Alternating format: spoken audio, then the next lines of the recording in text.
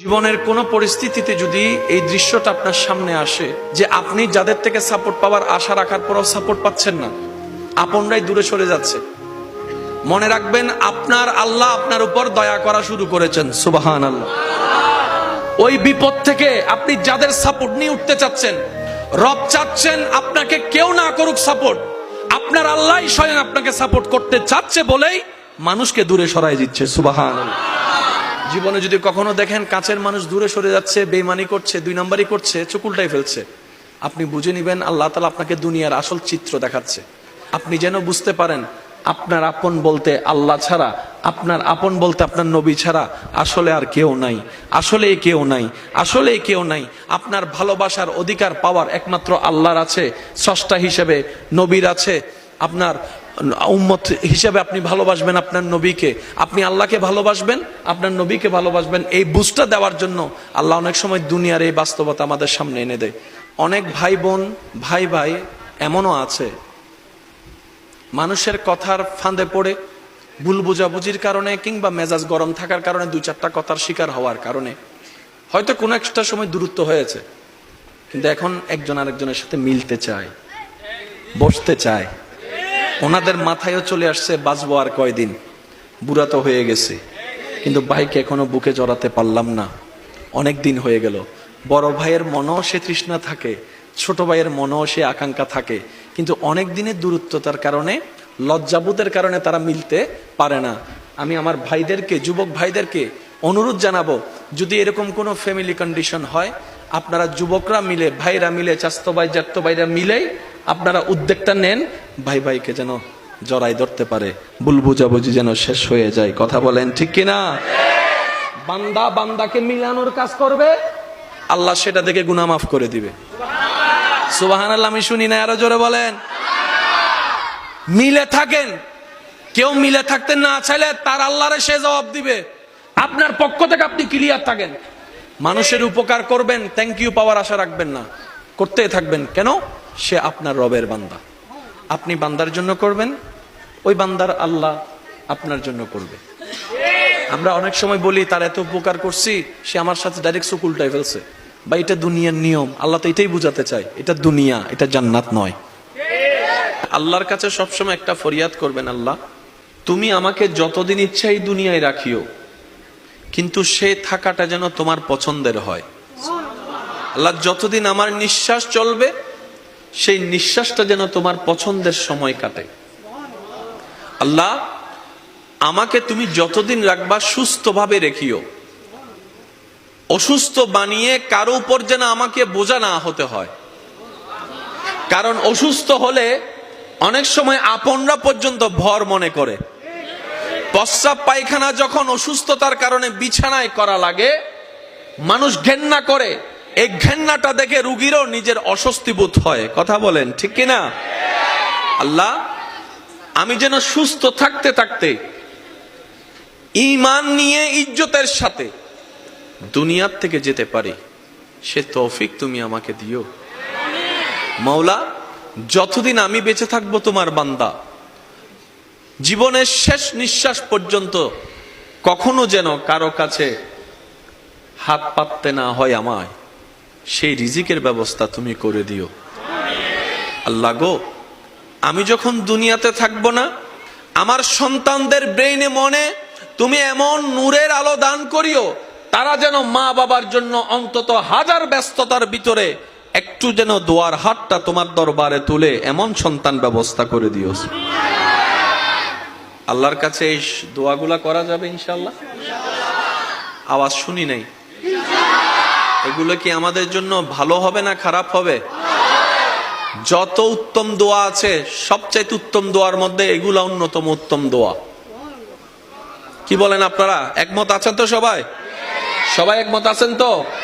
কারণ আমরা ইজ্জতের জীবন চাই, বেইজ্জতি হয়ে মরতে চাই না। কথা বলেন ঠিক কিনা? আমরা মানুষের উপকার করে মরতে চাই, কারো উপর বোঝা হয়ে, অপমানিত হয়ে মরতে চাই। আল্লাহ পাক আমাদের সবার উপর সে দয়া দান করুক, আমিন। ফাজকুরুনি আযকুরুকুম, ফাজকুরুনি আযকুরুকুম। আপনি নীরবে একা রুমে বসে আপন রবকে ডাকছেন, জিকির করছেন, ওখান থেকে রব ডাক দিয়ে বলে, বান্দা ফাযকুরুনি আযকুরুকুম, তুমি আমাকে ডাকো, আমি তোমার ডাকে উত্তর দিয়ে দিব। সুবহানাল্লাহ। বান্দা তুমি আমাকে ডাকতে থাকো, আমি আল্লাহ তোমার সমস্যাকে সমাধান করে দিব। সুবহানাল্লাহ।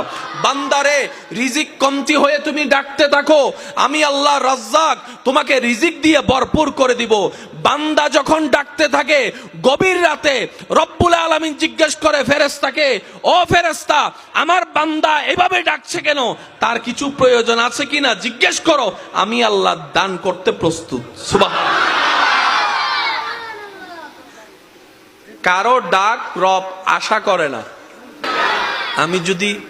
আমি আমার জায়গা থেকে যত সহজভাবে বলা যায় আমি চেষ্টা করছি, বাকিটা ওয়ামা তৌফিক ইল্লা বিল্লাহ, আল্লাহ যতটুকু দয়া করেন। কারণ সবার বলা বুঝ এক, বলেন না, সবার বলা বুঝা এক। তবে আমি আমার প্রেমিক ভাইদের কাছে একটা জিনিস জানতে চাই, আমরা কি লস চাই নাকি লাভ চাই? বেইজ্জত চাই না ইজ্জত চাই?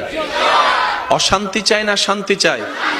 মাথা নিচু করে বাঁচতে চাই নাকি মাথা উঁচু করে বাঁচতে চাই? এই জিনিসগুলা যাদের দরকার, আজকের আলোচনা তাদের জন্য। সুবহানাল্লাহ বলেন। ঠিক বললে সওয়াব হবে কিনা আমার জানা নাই, কিন্তু সুবহানাল্লাহ বললে কল্পনার বাইরে সওয়াব। পিছনের বাইরে এমন ভাবে সুবহানাল্লাহ বলেন যেন আওয়াজটা এখানে আসে। একবার বলেন সুবহানাল্লাহ। মাশাআল্লাহ। বান্দা যত রবের জিকির করে শয়তানের গালে জুতার বাড়ি ভরে। তো এইরকম অপরচুনিটি, সুযোগ মিস দেওয়া যাবে। জিকিরকারী সবাই, রবের নজর আপনার দিকে। কাশ আমি যদি বুঝাতে পারতাম কথাটা। জিকিরকারী সবাই, আসমানে লক্ষ কোটি অগণিত ফেরেশতা, কেউ রুকু দিয়ে রবকে জিকির করছে, কেউ সিজদায় রবের জিকির করছে, কেউ দাঁড়িয়ে দাঁড়িয়ে জিকির করছে, কেউ এমনে জিকির করছে, কেউ অমনে জিকির করছে। এমনকি জান্নাতের ফেরেশতা রিদওয়ানও আপন আপন নিয়মে রবকে ডাকতেই আছে, রবকে ডাকতেই আছে, রবের জিকির করতেই আছে, রবের স্মরণ করতেই আছে। কিন্তু সেই ডাকের উত্তরে রবের কোনো উত্তর নাই। কিন্তু যখন আপনি এই ভাঙ্গা ঘরের মধ্যে ছাদও নাই, রোদও ঢুকে, বৃষ্টিও পড়ে, ছোট্ট একটা জায়গায় বসে বসে যখন আপনি আপনার ভালোবাসা দিয়ে, ভক্তি শ্রদ্ধা দিয়ে রবকে ডাকতেই আছেন, রব বলে যে ফেরেশতা দেখতো আমার বান্দার কিছু লাগে কিনা, ফেরেশতা দেখতো আমার বান্দার কিছু প্রয়োজন আছে কিনা, ফেরেশতা দেখতো আমার বান্দার কিছু চাহিদা আছে কিনা।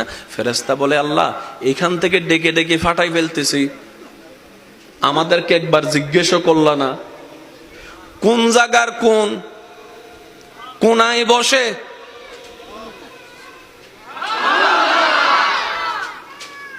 আশেকদের একটু মনের কানটা চাচ্ছি।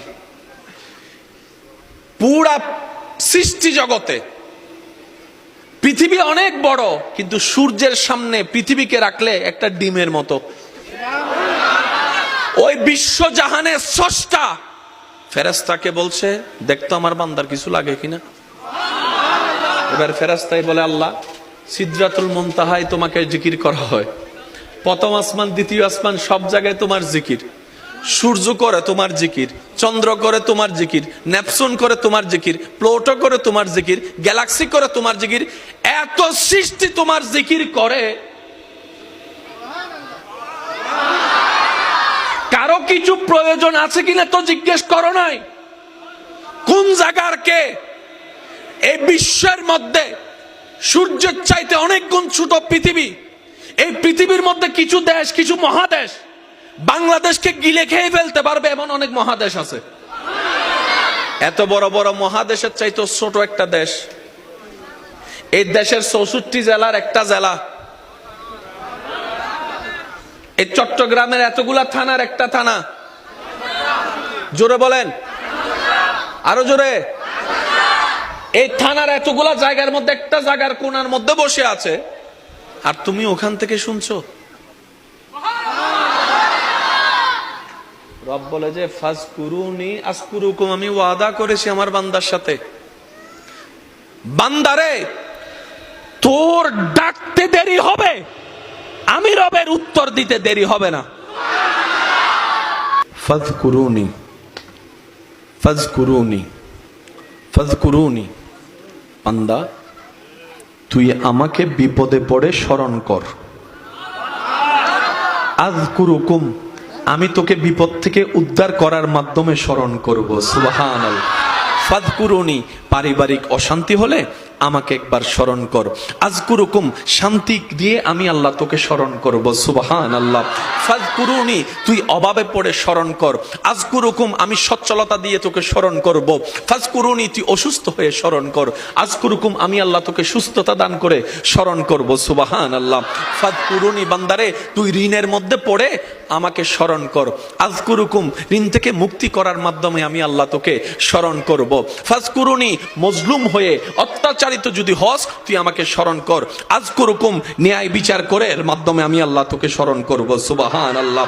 ফাযকুরুনি, আশেপাশের পরিবার বাহিরের মানুষের অত্যাচারে পড়ে তুই কষ্ট পেয়ে আমাকে স্মরণ কর। আযকুরুকুম, আমি সেই কষ্টটাকে শান্তিতে রূপান্তর করে তোকে স্মরণ করব, তোকে স্মরণ করব, তোকে স্মরণ করব। বান্দারে তুই সারাটা জীবনে হাজার ব্যস্ততার ভিতরে আমি রবকে স্মরণ করার জন্য কিছু কিছু সময় তুই বের করে নে। আমি আল্লাহ কিছু সময় বরাদ্দ করে দিলাম, যেমন 5 ওয়াক্ত নামাজ। এইভাবে তুই স্মরণ কর। ব্যবসার মাঝে তুই স্মরণ কর, চাকরির মাঝখানে তুই স্মরণ কর, রান্নার মাঝখানে তুই স্মরণ কর, কাপড় ধোয়ার মাঝখানে তুই স্মরণ কর, চলাচলের মাধ্যমে তুই স্মরণ কর, হাঁটার মধ্যে তুই আমাকে স্মরণ কর, বসার মধ্যে স্মরণ কর, শোয়ার মধ্যে স্মরণ কর, খাওয়ার আগে স্মরণ কর, খাওয়ার পরে স্মরণ কর। বান্দারে তুই যদি কোনো রকম দুনিয়ার ব্যস্ত সময়ের অল্প জীবনে আমাকে স্মরণ করতে করতে নবীর প্রেম নিয়ে যদি স্মরণ করতে করতে কবরে আসতে পারস, যে কবরে তোরে কেউ মনে রাখবে না, আমি আল্লাহর রহমত সেখানে তোকে স্মরণ করব। হাসর স্মরণ কর। Deal final. দোকান থেকে জিনিস নেয় কিভাবে? টাকা দেয়, জিনিস। আর কোন ঝগড়া আছে? রব বলে যে তুই এখানে স্মরণ কর, পিছন পর্যন্ত আমি ওইখানে স্মরণ করব। তুই আমার এখানে মনে রাখ, আমি তোর ওইখানে মনে রাখবো। তুই এখানে আমার জন্য কর, ওইখানে আসলে আমি তোর জন্য করব। ডিল। ইন্নামা তারাজু রহম ফরিব। Deal, deal.